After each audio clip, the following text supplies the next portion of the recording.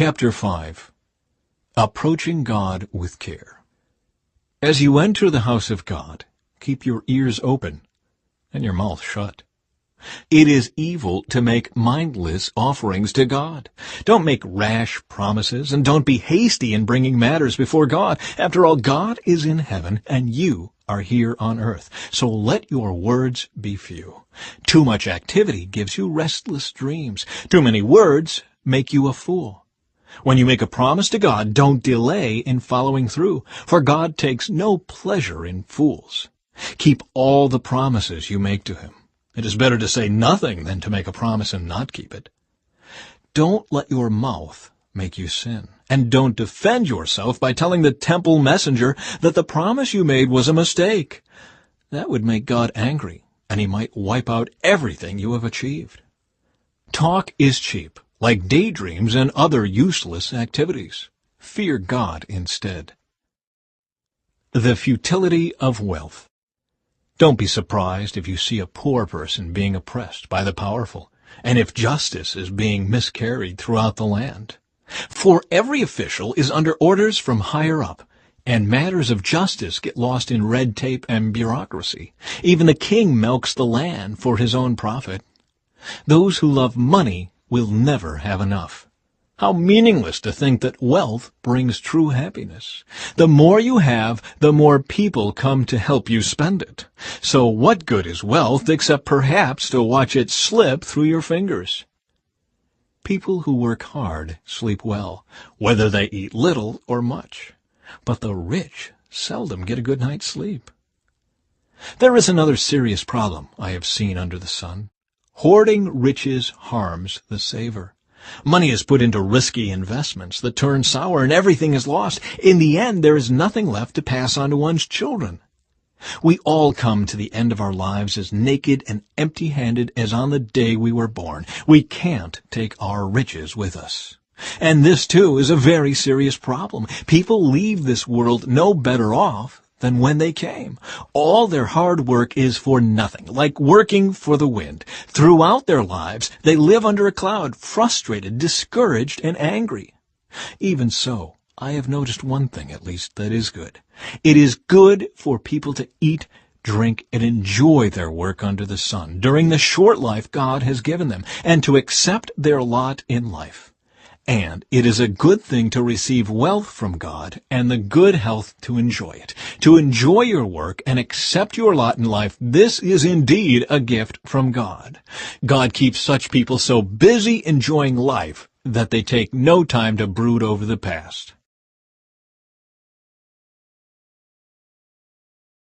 Chapter 6.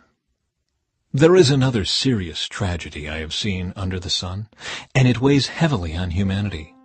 God gives some people great wealth and honor, and everything they could ever want, but then He doesn't give them the chance to enjoy these things. They die, and someone else, even a stranger, ends up enjoying their wealth. This is meaningless, a sickening tragedy. A man might have 100 children and live to be very old, but if he finds no satisfaction in life and doesn't even get a decent burial, it would have been better for him to be born dead. His birth would have been meaningless, and he would have ended in darkness. He wouldn't even have had a name, and you would never have seen the sun or known of its existence. Yet he would have had more peace than in growing up to be an unhappy man. He might live 1,000 years twice over, but still not find contentment. And since he must die like everyone else, well, what's the use? All people spend their lives scratching for food, but they never seem to have enough. So are wise people really better off than fools? Do poor people gain anything by being wise and knowing how to act in front of others? Enjoy what you have rather than desiring what you don't have. Just dreaming about nice things is meaningless, like chasing the wind. The future, determined and unknown.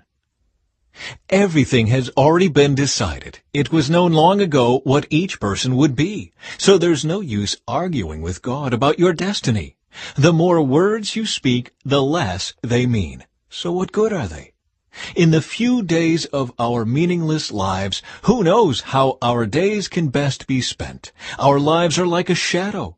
Who can tell what will happen on this earth after we are gone? Chapter 7. Wisdom for Life. A good reputation is more valuable than costly perfume, and the day you die is better than the day you are born. Better to spend your time at funerals than at parties. After all, everyone dies, so the living should take this to heart. Sorrow is better than laughter, for sadness has a refining influence on us. A wise person thinks a lot about death, while a fool thinks only about having a good time. Better to be criticized by a wise person than to be praised by a fool. A fool's laughter is quickly gone, like thorns crackling in a fire. This also is meaningless. Extortion turns wise people into fools, and bribes corrupt the heart. Finishing is better than starting. Patience is better than pride. Control your temper, for anger labels you a fool. Don't long for the good old days. This is not wise. Wisdom is even better when you have money. Both are a benefit as you go through life. Wisdom and money can get you almost anything, but only wisdom can save your life. Accept the way God does things, for who can straighten what He has made crooked? Enjoy prosperity while you can, but when hard times strike, realize that both come from God. Remember that nothing is certain in this life. The limits of human wisdom. I have seen everything in this meaningless life, including the death of good young people and the long life of wicked people. So don't be too good or too wise. Why destroy yourself? On the other hand, don't be too wicked either. Don't be a fool. Why die before your time? Pay attention to these instructions, for anyone who fears God will avoid both extremes. One wise person is stronger than 10 leading citizens of a town. Not a single person on earth is always good and never sins. Don't eavesdrop on others. You may hear your servant curse you, for you know how often you yourself have cursed others. I have always tried my best to let wisdom guide my thoughts and actions. I said to myself, I am determined to be wise. But it didn't work. Wisdom is always distant and difficult to find. I searched everywhere, determined to find wisdom and to understand the reason for things. I was determined to prove to myself that wickedness is stupid and that foolishness is madness. I discovered that a seductive woman is a trap more bitter than death. Her passion is a snare, and her soft hands are chains. Those who are pleasing to God will escape her, but sinners will be caught in her snare. This is my conclusion, says the teacher. I discovered this after looking at the matter from every possible angle. Though I have searched repeatedly, I have not found what I was looking for. Only 1 out of 1,000 men is virtuous, but not one woman. But I did find this. God created people to be virtuous, but they have each turned to follow their own downward path. Chapter 8. How wonderful to be wise, to analyze and interpret things. Wisdom lights up a person's face, softening its harshness. Obedience to the king. Obey the king, since you vowed to God that you would. Don't try to avoid doing your duty, and don't stand with those who plot evil, for the king can do whatever he wants. His command is backed by great power. No one can resist or question it. Those who obey him will not be punished. Those who are wise will find a time and a way to do what is right, for there is a time and a way for everything, even when a person is in trouble. Indeed, how can people avoid what they don't know is going to happen? None of us can hold back our spirit from departing. None of us has the power to prevent the day of our death. There is no escaping that obligation, that dark battle.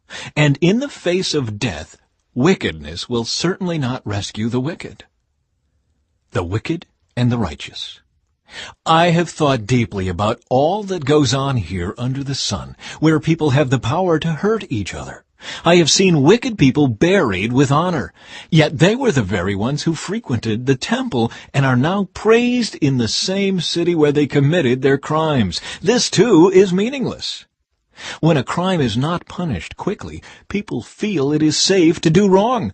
But even though a person sins 100 times and still lives a long time, I know that those who fear God will be better off. The wicked will not prosper, for they do not fear God. Their days will never grow long like the evening shadows. And this is not all that is meaningless in our world. In this life, good people are often treated as though they were wicked, and wicked people are often treated as though they were good. This is so meaningless. So, I recommend having fun, because there is nothing better for people in this world than to eat, drink, and enjoy life. That way, they will experience some happiness along with all the hard work God gives them under the sun. In my search for wisdom, and in my observation of people's burdens here on earth, I discovered that there is ceaseless activity day and night. I realized that no one can discover everything God is doing under the sun. Not even the wisest people discover everything, no matter what they claim.